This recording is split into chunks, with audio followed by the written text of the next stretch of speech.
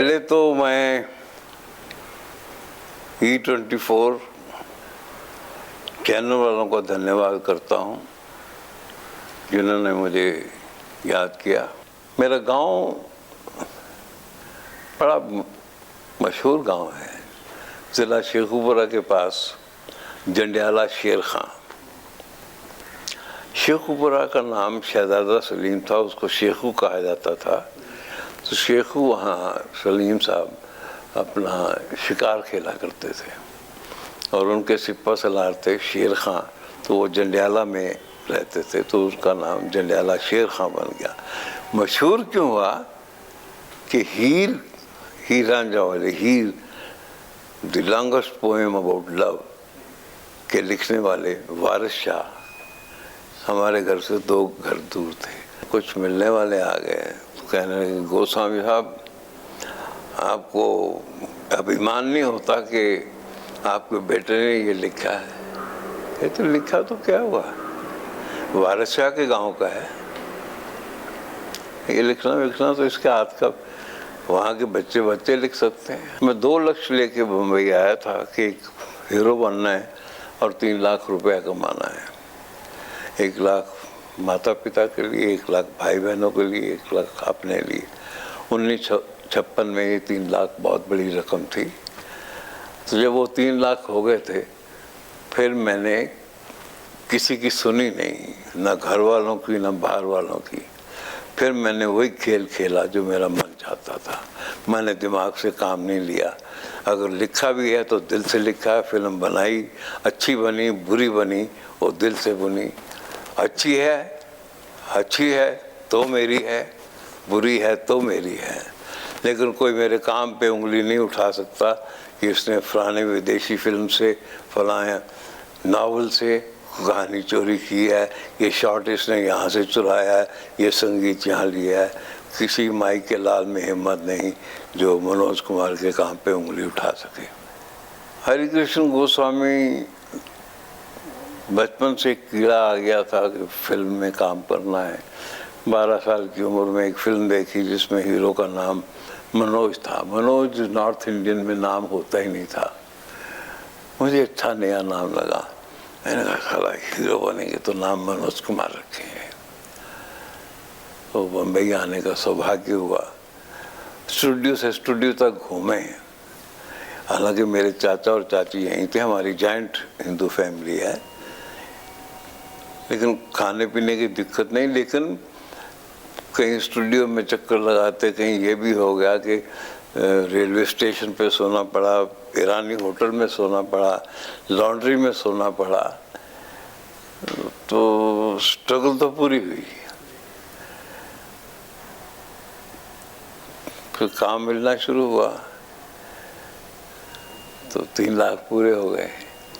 शहीद मेरी फिल्म नहीं थी, शहीद केवल कश्यप साहब की फिल्म थी और वो मेरे बड़े अजीज, बड़े पक्के दोस्त हैं। कहाँ से उसने पैसे इकट्ठे किए, क्योंकि उस फिल्म का ख़रीदार कोई नहीं था, हीरोइन नहीं थी, सिर्फ एक ही नॉन आदमी था, मनोज कुमार या प्राण साहब। तो वो बेचारा पिलर टू पोस्ट भागता रहा पैसे इकट्ठे करने के लिए, और मैं जानता था कि पैसे कितनी मुश्किल से आ रहे हैं। हम उसी स्पीड से शूटिंग कर रहे थे कि हम जल्दी करें। वो पिक्चर 8 या 9 लाख रुपए में बन गई थी। हमने जेल में शूटिंग की, टेनिस कोर्ट की लाइट्स के साथ, चौराहों से लाइट लेके उससे शूटिंग की। मैं पहला राइटर हूँ जिसको सरकार ने स्टोरी राइटर का अवार्ड दिया। लेकिन स्टोरी राइटर का अवार्ड मिलने से मैं उछला कूदा, कोई मैंने सेलिब्रेशन को पार्टियाँ नहीं की। मुझे एक अंदर से मेरा जो इंसान था वो बड़ा खुश हुआ कि मैंने भगत सिंह और उनके साथियों की लाइफ पे 5 साल मेहनत की है, वो सफल हो गई है।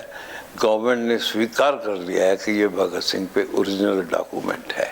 लाल बहादुर शास्त्री नहायत प्रैक्टिकल आदमी थे। शहीद उन्होंने देखी, पूरी देखी। रात को 2 बजे प्राइम मिनिस्टर हाउस से फ़ोन आया कि मनोज से कहो और केवल पी कश्यप साहब से कहो कि अपने साथियों को सुबह मेरे यहाँ चाय पे लेके आए। उन्होंने बड़ी नम्रता से कहा, देखो बेटे, पहले शाबाश दी, पीठ थपथपाई कि ऐसी फिल्म बननी चाहिए। फिर कहा कि देखो मैंने नारा दिया है जय जवान जय किसान, मैं ना जवान लगता हूँ ना किसान लगता हूँ। तो मैंने कहा बाबूजी आप क्या लगते हैं? ये केवल मुझसे नहीं सारे हिंदुस्तान से पूछिए। फिर उन्होंने मेरे को झांका, यूँ कनखियों से कहा कि क्या जय जवान जय किसान पे फिल्म बन सकती है? मैं बेसाख्त था उनके, मैंने पाँव छू लिए। मैंने कहा बाबूजी आशीर्वाद दीजिए। और मैं ट्रेन से वापस आया। उपकार की कहानी लिखी गई थी, ये प्रेरणा थी उनकी। वो नेता थे जो प्रेरणा देते थे। पहले वर्षन में मैंने भी हीरो का नाम राम रखा था। फिर मैंने एहसास किया कि भारत तो गांव में बसता है, तो ये किसानों को रिप्रेजेंट कर रहा है, तो इसका नाम भारत रख दो। लेकिन हमारी जनता जनार्दन ऐसी है, अगर प्रसन्न हो जाए तो आप पे इज्जत की इतनी वर्षा कर देंगे कि आप 7 जन्म तक नहीं चुका सकते। मैंने ख्वाब में भी नहीं सोचा था कि भारत को, मनोज कुमार को भारत बना देगी। वो बोझ लिए मैं आज भी सर पे चलता हूँ, भारत की इमेज निभाने के लिए। कभी कभी मुझे सिगरेट का शौक़ था, तो परिवार के साथ एक रेस्टोरेंट में खाना खाने गए और एक नौजवान कन्या वहाँ आई और उसने मुझे डांट के बोला, आप भारत हो गए, सिगरेट पीते हैं? मैंने कहा अब बेटे और बन भारत। फिर फिल्मों में लव सीन भी होते थे। अब भारत तो कोई मैसेज पहुंचा रहा है और दूसरे सीन में लड़की को टांग से पकड़ के, बाजू से पकड़ के नदिया में नहला रहा है या स्विमिंग पूल में फेंक रहा है। तो भारत की कही हुई सीरियस बात को कौन सब ठीक समझेगा? तो उस कैरेक्टर को मेंटेन करना, हाय तौबा, हाय तौबा। मैं आज भी फिल्में देखता हूँ, चाहे घर में डीवीडी से देखूँ या सिनेमा हॉल में, तो मुझे कोई फिल्म बुरी नहीं लगती, क्योंकि मैं क्रिटिक बन के नहीं जाता। मुझे किसी में अच्छी लाइटिंग मिल जाती है, कहीं अच्छी एडिटिंग मिल जाती है, कहीं अच्छा बैकग्राउंड मिल जाता है, तो मैं उस फिल्म में से गुण चुनने जाता हूँ। मैं कोई वो नहीं जो स्टार देते हैं ना। I am a student of cinema.